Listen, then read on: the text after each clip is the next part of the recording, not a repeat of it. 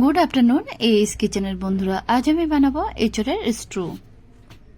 এই এঁচড়ের স্ট্রু এঁচড়ের যে কোনো রান্নাকে হার মানাবে। তাহলে চলুন এঁচড়ের স্ট্রু রেসিপিটা দেখে নেওয়া যাক। প্রথমে আমি এখানে নিয়ে নিয়েছি দুটো মিডিয়াম সাইজের এঁচড়। এই এঁচড়গুলোর ওজন কিন্তু 1.5 কেজি হবে। আর সাথে নিয়ে নেব 5টা টমেটো, দুটো মিডিয়াম সাইজের আলু, আর 500 বাগদা চিংড়ি নিয়েছি। চিংড়ি মাছগুলোকে বেশ ভালোভাবে ধুয়ে কুটে নিয়েছি। আর 500 টক দই নিয়েছি। 1 বাটি ছোট করে কাটা পেঁয়াজ, হাফ বাটি আদার পেস্ট এবং হাফ বাটি রসুনের পেস্ট। দেখুন এঁচড়গুলোকে এইভাবে আমি কেটে নিয়েছি আর এরকম সাইজের পিস করে নিয়েছি। কাটার পরে এঁচড়গুলোর ওজন হয়েছে 700। আর আলু দুটো কিন্তু এরকম গোটা সাইজের করে কেটে নিয়েছি। এখন এঁচড়গুলো সিদ্ধ করে নেব। দেখুন একটা প্রেসার কুকারের মধ্যে পরিমাণ মতো জল দিয়ে এঁচড়গুলো দিয়ে দেব। এঁচড়ের মধ্যে 1 চামচ লবণ দিয়ে দেব। দিয়ে কুকারের ঢাকনাটা লাগিয়ে দিয়ে 3 থেকে 4টে সিটি দিয়ে নেব। 4টে সিটি দেওয়ার পরে দেখুন এঁচড়গুলো কিন্তু সিদ্ধ হয়ে গেছে। একটা এঁচড় তুলে আমি দেখিয়ে দিচ্ছি কেমন সিদ্ধ হয়েছে। এবার জল ঝরিয়ে নিচ্ছি। এরপরে দেখুন কুকারের মধ্যে আবারও বেশ কিছুটা জল দিয়ে আলুগুলো সিদ্ধ করে নেব। এরপরে মিডিয়াম ফ্লেমে একটি কড়া বসে কড়াইয়ের মধ্যে বেশ অনেকটা পরিমাণে সাদা তেল দিয়ে দেবো। তেলটা যখন গরম হয়ে যাবে তখন সিদ্ধ করা এঁচড়ের পিসগুলো তেলের মধ্যে দিয়ে উল্টে পাল্টে বেশ ভালোভাবে ফ্রাই করে নেব।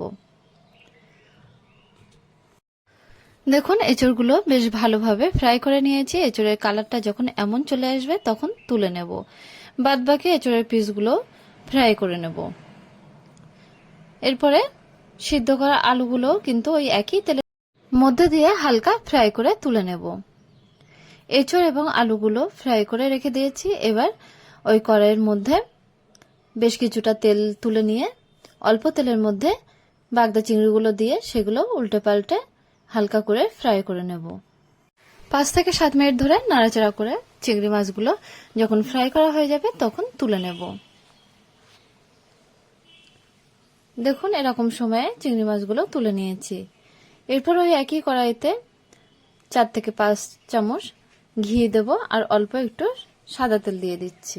দেওয়ার পরে 4টে তেজপাতা দিয়ে দেবো আর দিয়ে দিচ্ছি কয়েক টুকরো দারুচিনি, 3 থেকে 4টে গরম মশলা ফাটিয়ে দিয়ে দিচ্ছি আর 3-4টে লবঙ্গ। এরপরে দিয়ে দিচ্ছি 1 বাটি পেঁয়াজ কুচানো। পেঁয়াজটা দিয়ে বেশ ভালোভাবে নাড়াচাড়া করে একটু হালকা ফ্রাই করে নেব। দেখুন পেঁয়াজের কালারটা যখন চেঞ্জ হয়ে আসবে তখন দিয়ে দেব রসুনের পেস্ট। 1 থেকে 1.5 চামচ রসুনের পেস্ট দিয়ে দিয়েছি। রসুন এবং পেঁয়াজটা একটু নাড়াচাড়া করে তারপরে দিয়ে দিচ্ছি হাফ বাটি আদার পেস্ট।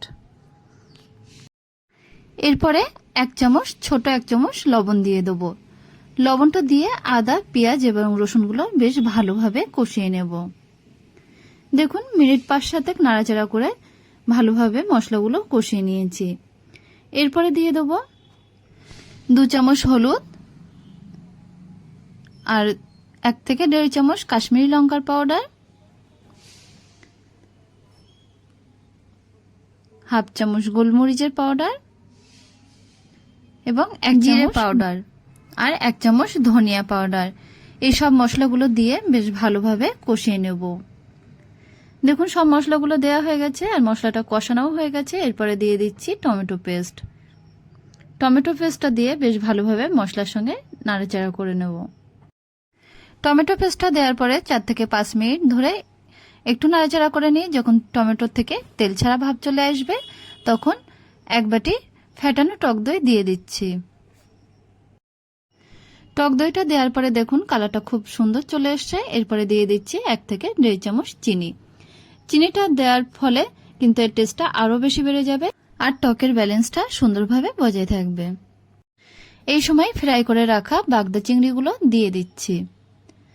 তারপরে দিয়ে দেবো ফ্রাই করে রাখা এঁচড়গুলো। দেখুন এঁচড়গুলো দিয়ে দিয়েছি। তারপরে দিয়ে দিচ্ছি ফ্রাই করে রাখা আলুগুলো। এই সবগুলো দিয়ে বেশ ভালোভাবে মশলাটার সঙ্গে মিক্সড করে নেব। এইভাবে 10 থেকে 15 মিনিট ধরে বেশ ভালোভাবে কষিয়ে নেব। দেখুন টক দই আর মশলার সঙ্গে এঁচোড়, চিংড়ি এবং আলুগুলো খুব সুন্দরভাবে কষিয়ে নিয়েছি 15 মিনিট ধরে। কষানো হয়ে গেছে। এবার যে টক দই ফেটিয়েছিলাম সেই বাটি 2 বাটি জল দিয়ে দিচ্ছি। জল দেওয়ার পরে গ্যাসের ফ্লেম মিডিয়ামে রেখে আরো 15 মিনিট রেখে দেব। দেখুন 15 মিনিট পরে এঁচোড়ের জলটা অনেকটাই শুকিয়ে এসেছে আর গ্রেভিটা অনেকটাই ঘন হয়ে গেছে। এই সময় টেস্ট করে স্বাদ মতো লবণ দিয়ে দেব। লবণ দেওয়ার পরে আরো মিডিয়াম ফ্লেমে 5 মিনিট রেখে দেব। এতে করে লবণটা এঁচোড়ের মধ্যে ঢুকে যাবে আর খেতেও অনেক বেশি টেস্টি হবে। দেখুন হাফ চামচ কস্তুরি মেথি পাউডার দিয়ে দিয়েছি। এটা দিয়ে বেশ ভালোভাবে নাড়াচাড়া করে নেব। এই অবস্থায় একদম লো ফ্লেমে আরো 5 মিনিট রেখে দেব। আর দেখুন দিয়ে দিচ্ছি হাফ চামচ ঘি।